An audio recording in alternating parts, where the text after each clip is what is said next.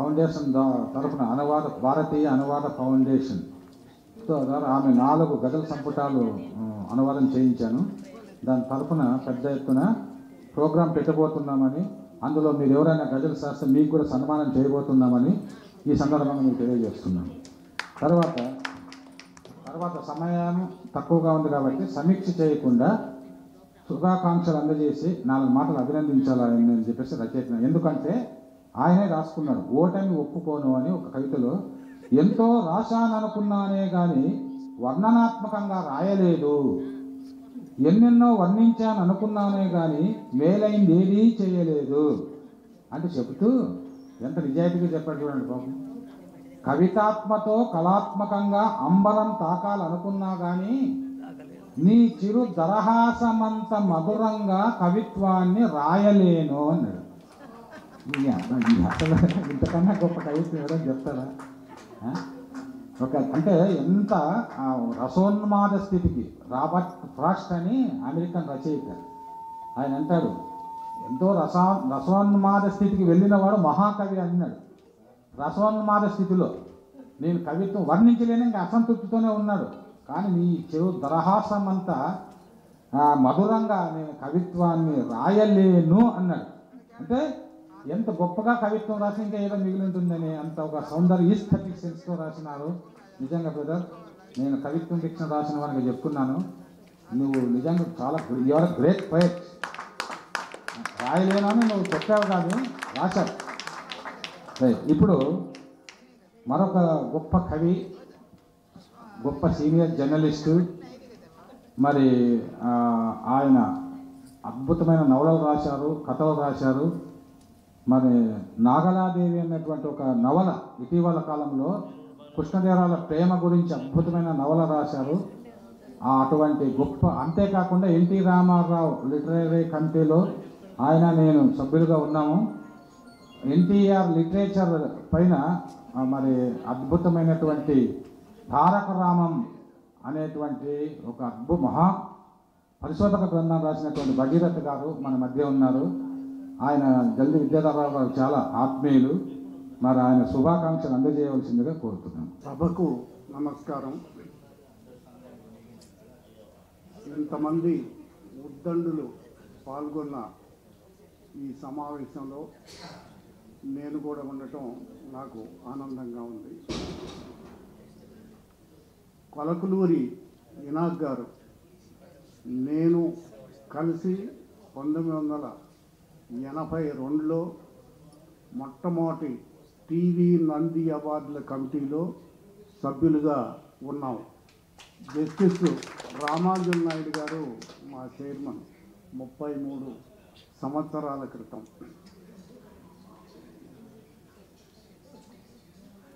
విద్యాధర్ గారు ఒక ఉన్నతమైన పదవిలో ఉండి కవిత్వాన్ని వ్రాయటం అంటే ఆయన అభిరుచి ఏమిటో తెలుస్తుంది. కవిత్వం అందరూ రాస్తారు, కానీ కొంతమంది గొప్ప కవిత్వం రాస్తారు. ఆ కవిత్వం ఎప్పటికీ ఉంటుంది. నేను ఇవాళ చాలామంది కవితలు విన్నాను. కొత్తగా చెప్పాలనే ప్రయత్నం చాలా బాగుంది.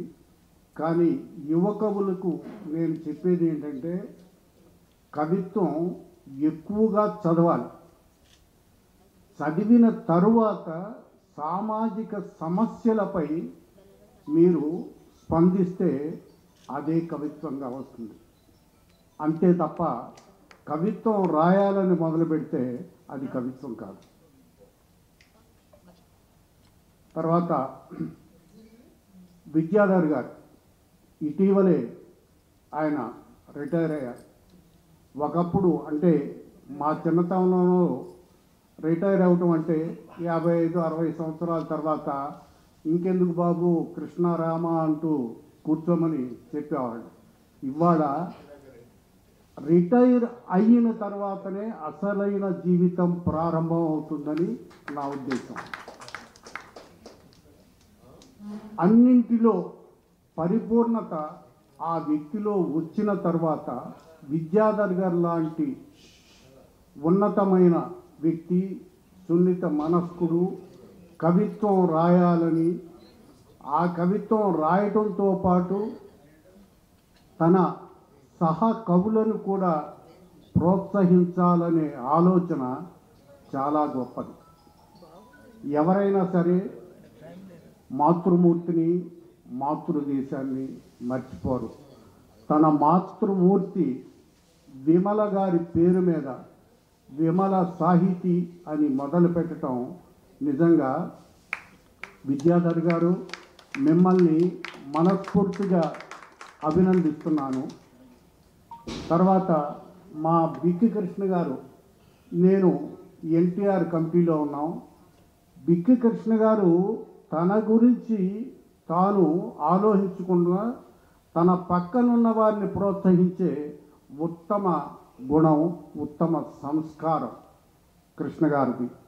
అలాంటి కృష్ణ గారు, విజయలక్ష్మి గారు, శైలజ మిత్ర గారు, మా కోగంటి ఉషారాణి గారు, ఎంతోమంది ఉన్నారు. నేను ఎక్కువ మాట్లాడను, కానీ ఈ సభలో చెప్పేది ఏంటంటే శ్వాస ఆగిపోయేంత వరకు రాత ఆగిపోకూడదు. మనిషికి విశ్రాంతి అనేది ఎప్పుడూ ఉండకూడదు జీవితంలో. విశ్రాంతి అంటే చివరి శ్వాస. అదే నా ఉద్దేశం. నిన్ననే 68 వెళ్ళి 69లోకి వచ్చాను. ఇప్పటికీ ల్యాప్టాప్ దగ్గర కూర్చుంటే ఎన్ని గంటలు పనిచేస్తానో నాకే తెలీదు. నేను చెప్పేది ఏంటంటే మీరు చివరి వరకు మనం ఏదో రిటైర్ అయిపోయాము, లేక బరువు బాధ్యతలన్నీ అయిపోయినాయి, ఇక కృష్ణారామ అంటూ ఉందాం అనేది కరెక్ట్ కాదు. మీకు ఎందులో ఆసక్తి ఉందో, ఎందులో ఉత్సాహం ఉందో, ఏది చేయగలరో అది జీవితం చివరి వరకు చేయండి. Thank you. కాబట్టి ఇప్పుడు రిటైర్డ్ అయినటువంటి మునగ రామ్మోహన్ గారికి అసలైన జీవితం ఇప్పుడు ప్రారంభమైంది. ఈ రోజు నా చేతికి దొరికాడు ఆయన. ఎందుకంటే ఆయన ఎవరికి దొరకాలో దొరికాడు. ఆయన ద్వారా ఇంకా అనేక కార్యక్రమాలు చేయించాలనేటువంటి ఒక ఆశతో ఆయనది ఒక పాలపిట్ట అని ఒక స్పెషల్ వేశారు. దాన్ని చూడండి. దాన్ని చూసిన వెంటనే ఇంతటి మహానుభావుడు ఇన్నాళ్ళు ఎక్కడున్నారా అనిపించింది నాకు. ఆయన ముఖం చూడండి, నవ్వు ముఖం. ఒక కారణం జన్మడవుతున్నాడు. ఎన్నో డిగ్రీలు చేశారు, దేశ విదేశాలు డిగ్రీలు చేశారు, కోట్లాది రూపాయలు ఖర్చు పెట్టారు. ఇప్పుడు డబ్బులు ఉన్నాయో లేదో కానీ డౌటే నాకు. కానీ లేకున్నా కూడా సృష్టించేటువంటి ఒక హ్యూమన్ రిసోర్స్ డెవలప్మెంట్లో ఉన్నాడు ఆయన. ఆయన ఆధ్వర్యంలో ఈ కవులు, కళాకారుల సాహిత్యానికి ఇంకా మంచి రోజులు వచ్చాయని నేను భావిస్తూ, మరి మునగ రామ్మోహన్ గారు, ఎందుకంటే మా గురువు గారు ఉన్నారు, ఇటువంటి మహానుభావులు ఆర్గనైజేషన్స్లో ఆయన కూడా మనం చేర్చి ఆయన సేవలు ఉపయోగిస్తాము. 2 శుభాకాంక్షలు అందజేయాల్సిందిగా రచయిత కవి జల్ది విద్యాధరరావు గారు కోరుతున్నాం. అన్నీరు పుల్లవాడిని అది తీసుకొచ్చి ఉయ్యాలో పడేస్తారనుకున్నా కానీ పైకి పిలిచారు. విద్యాధరరావు గారు స్నేహశీలండి, అద్భుతమైన వ్యక్తి. మొదటిసారి కలిసినప్పుడు కూడా ఒక వ్యక్తికి ఎంత గౌరవం ఇవ్వాలి, ఆత్మకి ఎంతైనటువంటి ఒక పవిత్రతను ఇవ్వాలనేటువంటి ఆలోచన వారిలో ఉంది. వారి స్నేహశైలి, సౌజన్యమూర్తి ఇలా చెప్పుకుంటూ వస్తే చాలామంది చెప్పేశారు. నాకు మీ పదబంధాలు, పొహడింపులు అవన్నీ నాకు రావు, ఎందుకంటే కొత్తవాడిని కదా. అది అందువల్ల ఈ నన్ను ఎదురుగా కూర్చున్న ఎదురుగా కూర్చోబెడతారనుకున్న వాడిని ఇక్కడ కూర్చోబెట్టేటికల్లా మనసు ప్రఫుల్లమానం అయిపోయి అయింది, ప్రఫుల్లమానం అయింది. ఆ సందర్భంలో మాటలు కూడా తడబడుతున్నాయేమో అనిపిస్తూ ఉంది. కానీ వారి విద్యాధరరావు గారి యొక్క స్నేహశీలత, వారి యొక్క సౌజన్యం ఎంతో గొప్పది. ఆ విషయం కూడా చెప్పాలి. ఎందుకంటే చాలామంది వీడెందుకురా వాడెందుకురా అని ఆలోచిస్తారు మనసు లోపల, పైకి మాత్రం 32 బయటకు వస్తాయి. అంటే వాళ్ళు అటువంటి కాదు, అటువంటి వ్యక్తి కాదు వారు. వారి ఇంకా నేను పుస్తకం చదవలేదు, నేను కూడా ఒక ప్రొఫెసర్ని. ఈ రాసేటువంటి వ్యాసంగంలో కొత్తగా వచ్చాను కాబట్టి మాటలు అంత సరిగ్గా ఉండవు నావి. నాకు ఈ గౌరవాన్ని ఇచ్చినందుకు విద్యాధరరావు గారికి అనేక వందనాలు. నాకంటే చిన్నవాళ్ళు ఆయన.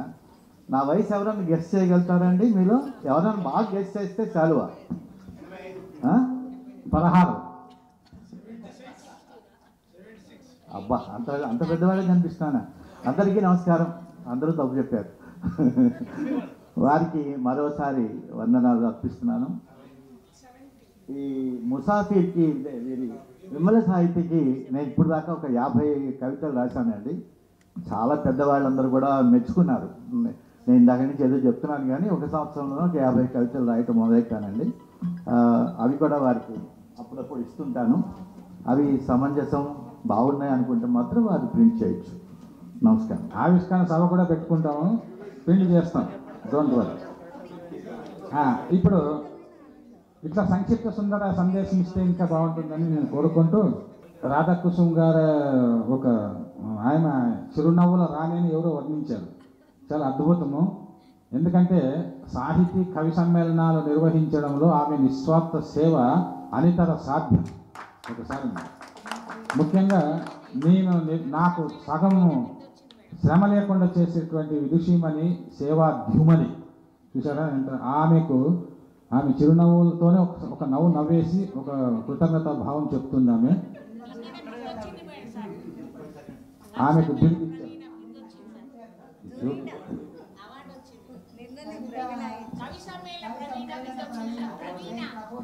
కవి సమ్మేళన ప్రవీణ అని బిరుదు వచ్చినందుకు ఒకసారి కరతలధ్వనులు అది విజయలక్ష్మి గారు ఇచ్చారంట.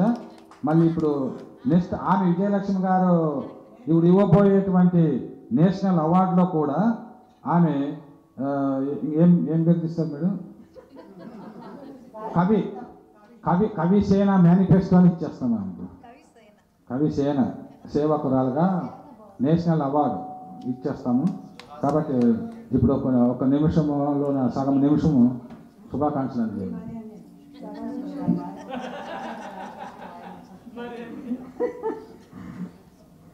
సభలో ఉన్నటువంటి వినాయక్ సార్ గారికి, బిక్కీ సార్ గారికి, ఇంకా పెద్దలందరికీ, నాగేశ్వరం సార్ గారికి, అందరికీ కూడా పేరు పేరున నా యొక్క నమస్సులు తెలియజేస్తున్నాను. ఆ తర్వాత శుభాకాంక్షలు తెలియజేస్తున్నాను మన జల్దీ సార్ గారికి. ఆ తర్వాత నాకు అవార్డు ఇప్పించినటువంటి విజయలక్ష్మి మేడం గారికి నమస్సులు తెలియజేస్తున్నాను. ఇంకా అందరికీ కూడా పేరు శైలజ గారు అద్భుతమైనటువంటి సమీక్ష చేశారు. వారి సమీక్ష వింటుంటే ఇంకా ఇంకా ఇంకా వినాలనిపించింది. అంత మంచి సమీక్ష చేశారు. ఇక్కడ ఉన్నటువంటి వారందరూ కూడా చక్కటి మాటలు, ఇంకా వినాల్సిన మాటలు చాలామందికి ఉన్నాయి. కాబట్టి నేను అంత సమయం తీసుకొని అంటూనే తీసుకుంటాను. ఎందుకంటే విద్యాధర్ సార్ నాకు బాగా తెలుసు, పరిచయస్తులు. ఆయన సమూహంలో నేను ఇంతకాలం ఉన్నాను. ఆయన పత్రికలో కూడా గౌరవ సంపాదకురాలుగా ఉంచారు. ఇంకా తీయలేదు అక్కడి నుంచి, అలాగే ఉంచారు నా పేరు. అంటే ఆయనకి నేనంటే చాలా ప్రేమ, అభిమానం ఉంది ఆయనకి. తర్వాత వారికి స్త్రీల పట్ల ఎంత అభిమానం, గౌరవం ఉన్నాయంటే ఇంకా మనం చెప్పక్కర్లేదు. వాళ్ళ అమ్మగారి పేరు మీద పత్రిక నడిపిస్తూ, ఆ తర్వాత ఈరోజు ఆ పుస్తకంలో కూడా అందులో సంపాదకులు అందరి బొమ్మలు వేశారు. అందులో నాది కూడా ఉంది. కాకపోతే కొంచెం నల్లగా కనిపిస్తున్నాను, నేనే అది రాధాకృష్ణ. మంచి వ్యక్తి ఆయన. అన్నిటికంటే ముందు మానవతావాది. ప్రేమ అంటే ప్రేమ, అభిమానం, ఆప్యాయత, అనురాగం అన్నీ కలబోసినటువంటి వ్యక్తి ఆయన. నాకు అనిపిస్తుంది ఆయన మనసులో ఎవరో ఒకరు ఉన్నారు, తప్పనిసరిగా ఉన్నారు. లేకపోతే అంత గాఢమైనటువంటి కవితలు రావు. ఆయన ఎంత అద్భుతమైనటువంటి కవితలు రాశారంటే అవి అనర్గళంగా జిగిబిగి అది ఒక గూడు కడుతుంది చూడండి, ఆ పక్షిలాగా అంత చక్కగా అల్లిక అంత బాగా అల్లిస్తూ ఉంటారు ఆ కవితలని. దానికి అది తీరా చూసిన తర్వాత ఎక్కడైనా సరే స్త్రీని గౌరవిస్తూనే ఉంటారు, తనకు తాను తగ్గించుకుంటూ ఉంటారు. ఏ కవిత అయినా చూడండి, అన్నిట్లో తనకు తాను తగ్గించుకుంటూ స్త్రీని మాత్రమే గౌరవంగా ముందుకు తీసుకెళ్తుంటారు. నేను ఒక బికారిని, నేను ఒక ముసాఫిర్ని, నేను అలా దూరంగా వెళ్తూ ఉంటాను. కానీ ఛాయ్ వాళ్ళని మిఠాయి వాళ్ళని అల్లం మురబ్బా అమ్ముకునేవాడిని అనుకుంటూనే ఉంటారు. కానీ అక్కడ ఒక విధంగా ఆమెని హెచ్చిస్తూ ఉంటారు, ఒక స్త్రీని హెచ్చిస్తూ ఉంటారు, తనకు తను తగ్గించుకుంటూ ఉంటారు. ఆ విధంగా అవతల నిజంగా అమ్మాయే కనుక ఒక స్త్రీమూర్తే కనుక ఉంటే పడేస్తూ ఉంటారు. అక్కడ అందరూ ఏదో చెప్తున్నారు కానీ నిజంగా ఆయన వెనకాల ఒకరు ఉన్నారు, అది నేను ఖచ్చితంగా చెప్తాను. మళ్ళీ తర్వాత మీరందరూ ఆట ఆడుకోండి ఆయన్ని, ఇలా చెప్పకూడదు అనకూడదు కాదు. అయితే నేను చెప్పదలుచుకున్నది ఏంటంటే ప్రేమమూర్తి, ప్రేమతత్వం, అది ప్రపంచానికి అంతట్లో కూడా ఆ ప్రేమని వర్తింపజేసేటువంటి తత్వం కలిగినటువంటి వారు ఎప్పుడు కూడా సన్మార్గంలో నడుస్తారు, అందరికీ సన్నిహితంగా ఉంటారు, అందరినీ ఆకర్షిస్తారు. తర్వాత వారి యొక్క ప్రవర్తన అనేది చాలా బాగుంటుంది. ఇప్పుడు వారి మీద ఒక చిన్న కవిత చదువుతాను, దాని తర్వాత ముగిస్తే మీరు కూర్చోండి, రెస్ట్ తీసుకోండి. అందరి గురించి లేచి నన్ను మాత్రం మాట్లాడలేకపోతే ఊరుకోను.